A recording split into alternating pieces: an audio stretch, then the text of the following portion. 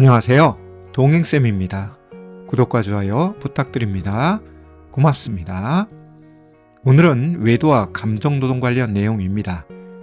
부부 사이에 외도 사건이 벌어지면 부부는 감정노동에 빠집니다. 외도 피해자의 감정노동이 있지만 외도 행위자의 감정노동도 있습니다. 이러다 보니 외도와 직면한 부부는 매일 스트레스와 갈등 속에 있게 되죠.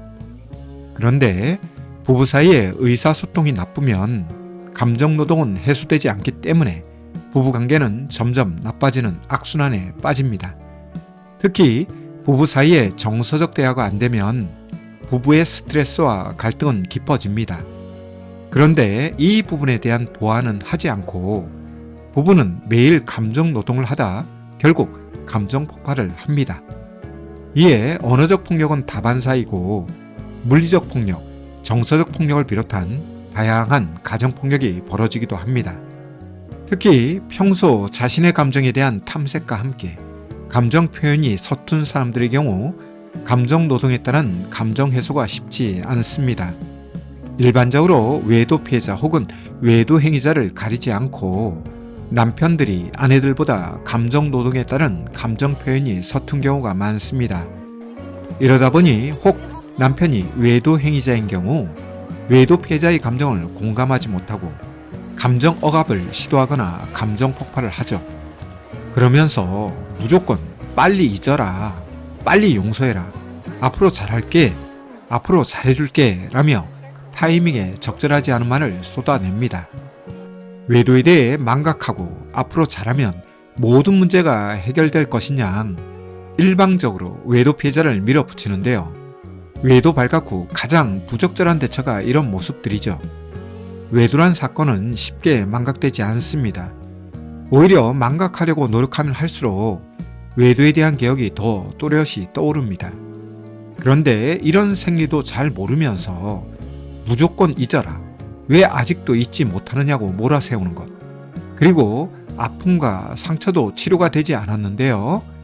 앞으로 잘하겠다, 앞으로 잘해줄게 라고 말하는 것은 나쁜 말은 아니지만 부적절한 타이밍에 하는 의미 없는 말이죠.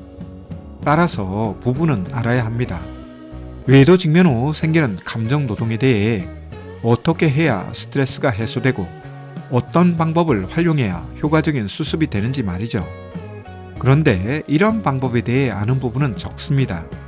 왜냐하면 어느 부부도 외도에 대한 수습 방법을 알고 결혼 생활을 하지 않기 때문이죠.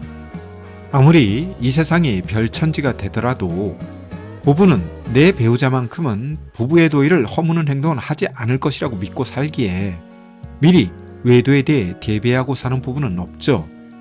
그러다 보니 외도 직면 후 우왕좌왕 혼란 속에서 이러지도 저러지도 못하며 시간만 허비하면서 아픔과 상처를 깊게 만드는 부부들이 허다한데요.